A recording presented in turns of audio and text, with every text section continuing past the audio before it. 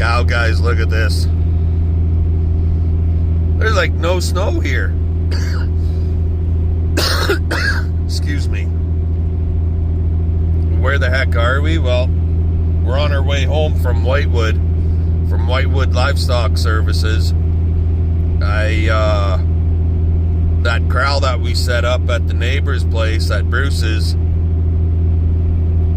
with the snow and him putting square bales in the corral, all the cows came in the corral and he was able to get them caught and they had them sorted. So he said, "Can you haul today?" And I says, "Well, you better phone to make sure they got room for your calves." And lo and behold, they said, "Yeah, okay, fine, bring them." So we got 17 calves hauled here to Whitewood for the neighbor, and there's still 3 to go, possibly 4 if we can get the big yearling bull. He's about 800 to 900 pounds, but I couldn't get him to go on the trailer, so we took all the little guys.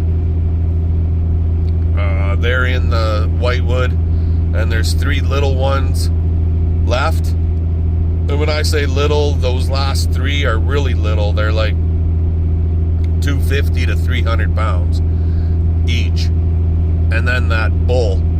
So it'll be another week before we can get those ones hauled in. But anyway, out here there's no snow. When I left home, the ground was still white, so they never got as much snow over here as we did at home. Anywho, I'll bring you back when we do get home and see what it looks like later. Alrighty guys, well, we're almost home. It's right there. And lots of the snow did melt, but you can see the ground is still relatively white. So we still got, like I said before, a lot more snow on the ground here than our neighbors to the east of us.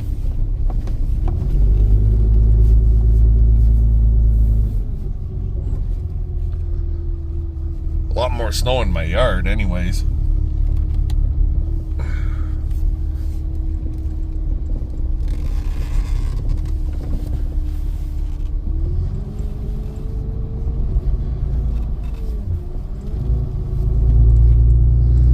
Guess we can park this thing now, and we'll need it in a week. I'm gonna call her quits for today. You guys have yourselves a wonderful rest of your Monday, and we'll see what happens tomorrow or the next day. Have a good one. How's she going today, guys?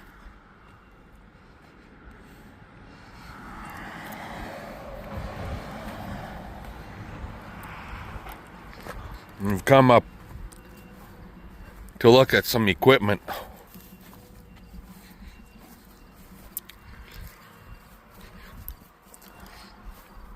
T7 190. The problem is the bucket's not wide enough. It's narrower than the wheels.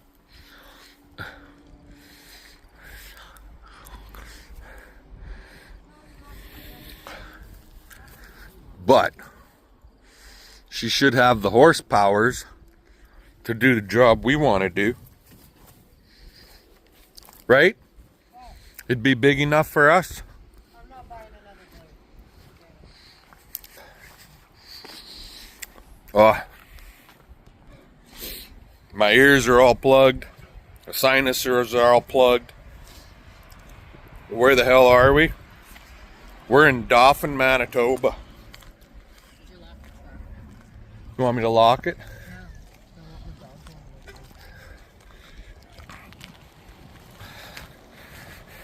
CP's coming here to get a piece of equipment, and I think this could be it right here. It looks small. Is this it?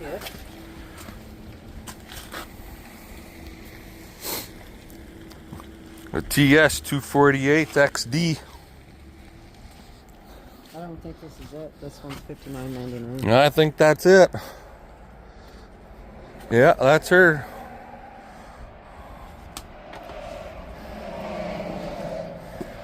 Hurry up. I got things to do, places to go, people to see. Pull, other door. We'll bring you guys back later.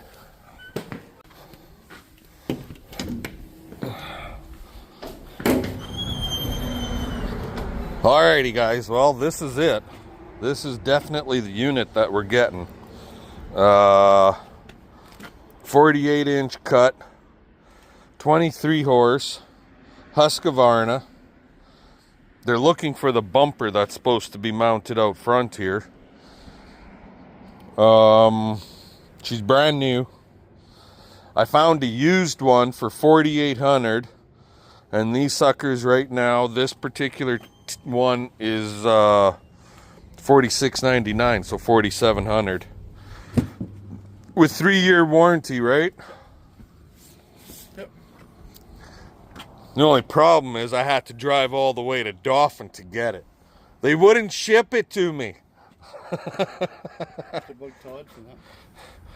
I'll have to talk to Todd more about that. Give him shit. So, anyway, I'll let you guys go. We'll bring you back later. Morning, everybody.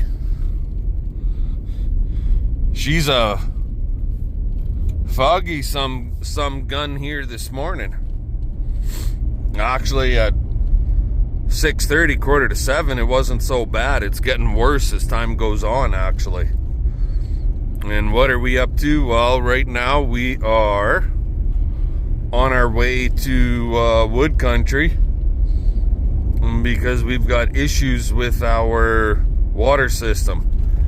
CP made comments that it seems to be getting weak on the pressure,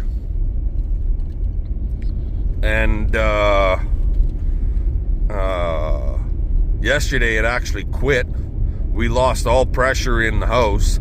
We have 2 pressure tanks in our yard, one for the whole yard, which includes the supplies the water to the house, but then to supply water to all of the working functions in the house is a second pressure system. And I'll show that to you guys a little bit later. But on that tank, the gauge is all buggered up, and our points, I think, are done. Our point switches where you set your pressure settings. So I got to get a new set of points, some new plumbing, new gauge, and hopefully that'll rectify our problem. Hopefully I don't have to replace the pressure tank. Our water, and I've said it in the past, lots of you guys have heard me. I'm a big ass dog. Lots of you guys have heard me say this.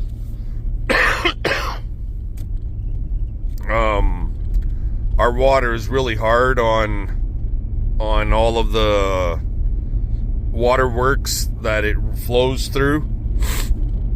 So with iron buildup in the pressure tank, it might have buggered up the baffle on the inside of the tank. So once I install these new parts, if it still doesn't work, then it's my pressure tank itself. So anyway, I will let you go and we'll bring you back a little later. Alrighty guys, well, when you're going to do stuff like this, you're going to get water on the floor. So just so you know, if anybody tries to do this, you're going to get some water on the floor. Can't be helped. It's the way it is. I bought actual pipe dope. Put this guy over here out of the way for now. So I pulled the gauge basically out, and I just kind of got it sitting in the hole right now just to stop the water from billowing out. I did open this guy up, but it's still going to come out your gauge hole. I'll show you that gauge here shortly. We're going to replace that gauge, which is completely foobarred, with a new one. And our new switch is a 4060.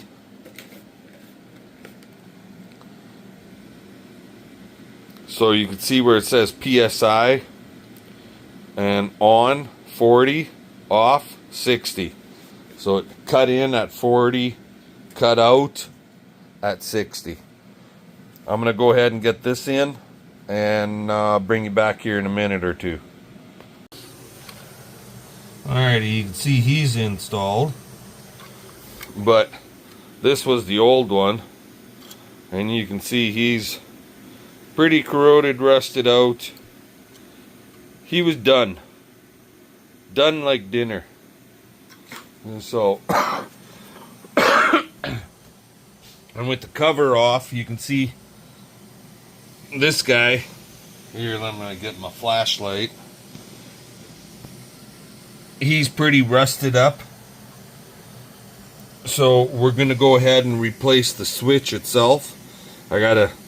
When you're doing this, I guess first thing I should say is make sure you disconnect your power. So shut your power off. Going to here, you're playing with water, you're playing with electricity. This is just low voltage 110. It ain't gonna kill you, but it might vibrate your arm pretty good, or your hand. So anyway, we're going to disconnect this stuff and get the new switch installed. It's pretty straightforward. You literally just gotta unscrew these guys, pull it out of the switch box, the wiring out of the switch box from left side to right side, and then unthread the switch box from your standpipe underneath. So let's get after it. Alrighty, so we got our switch box off, the old one. And if you look on the underside, I know it's hard to see, but she's, let's try something. There we go. Pretty cruddied up inside there. Now, if that's causing problems with our switch or not, I don't know, but you can see how rusted out it is here. So we're just going to go ahead, pull these two black plastic fittings out. That's where our power supply goes in and out. Excuse me. Install that in the new box, which is right there, and work at getting the new box installed onto that standpipe where I've got the screwdriver stuffed. It's leaking a little bit, but you can see how that goes like that. There's no pressure, so it literally, that's all it takes to slow the water flow down. Bring you back here in a bit. Alrighty guys, so I just got it all wired. I just plugged it in. It's just 110 up there.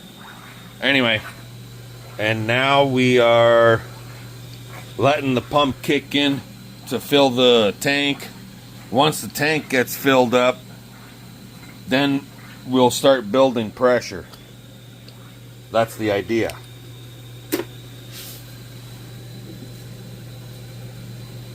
I guess I should shut my tap off.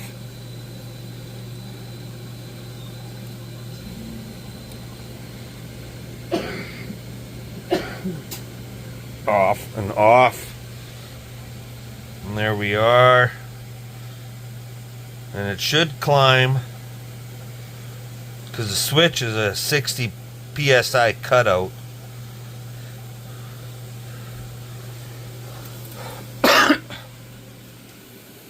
Can you go crack the bathroom sink tap open? To let here? Yeah. We gotta let air out of the system.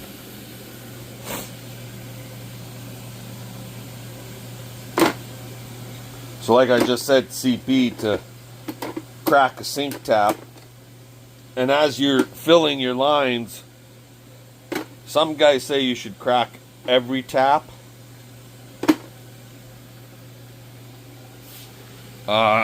Not all at the same time, but kind of in a sequence.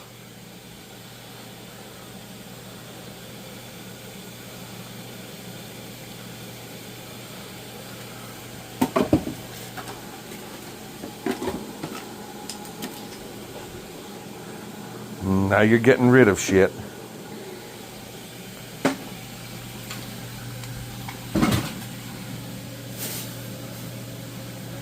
put the cover on.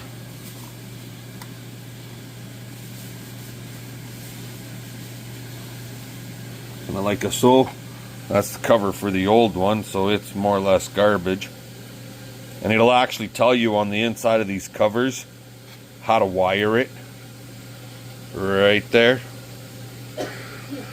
And so, anywho,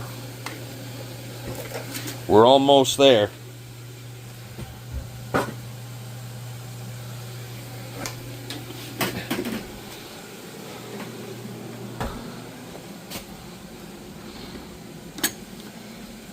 I guess I'll put him down there. And I will attack some of the taps upstairs.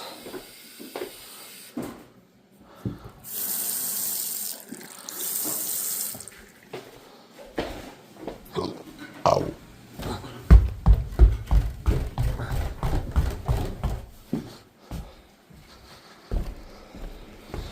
And it seems like I end up having to do this every, I don't know,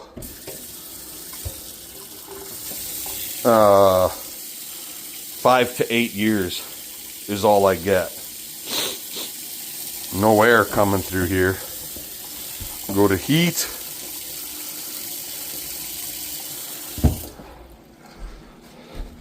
And bathroom. And that's her. That's all that's to her. It's not a difficult job, it's just a pain in the ass. There's the air. See that?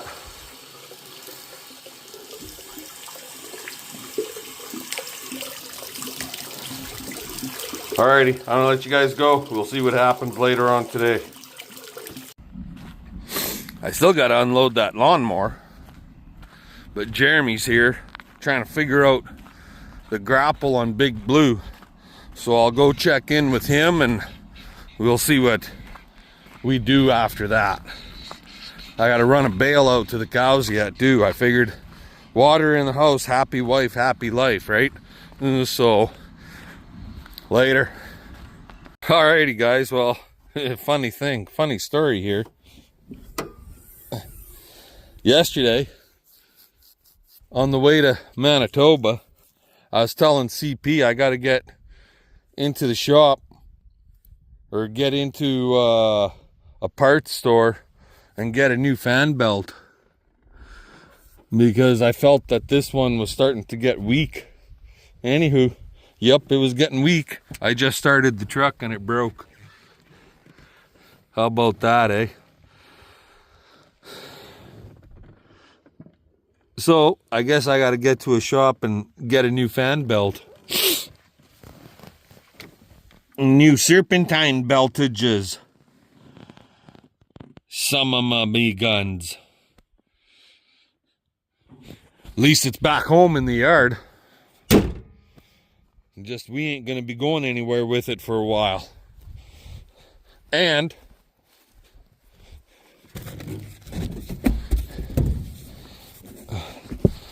Jeremy got Big Blue figured out.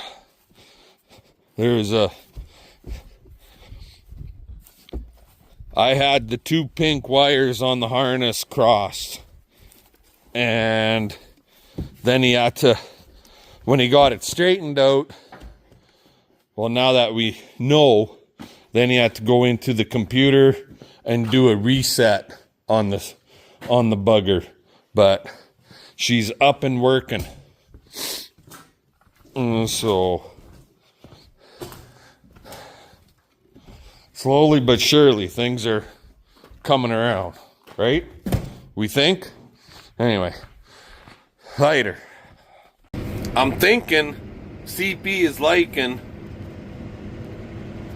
this lawnmower.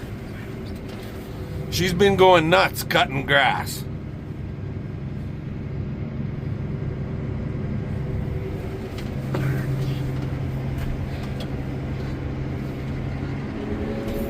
And she's cut the whole yard in front of the house and a shitload of this stuff out here all around the barn and the bins and whatnot.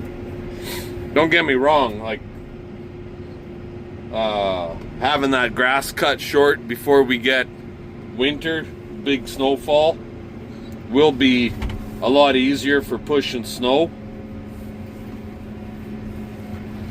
But yeah, she's going crazy with it. But there's some things she says she don't like about it. One of them, apparently, the mower shuts off when you try to go backwards, like the deck will shut off. Whoa! Sorry guys. So the mower shuts off. If it's engaged for the deck to cut and you go in reverse, it shuts down.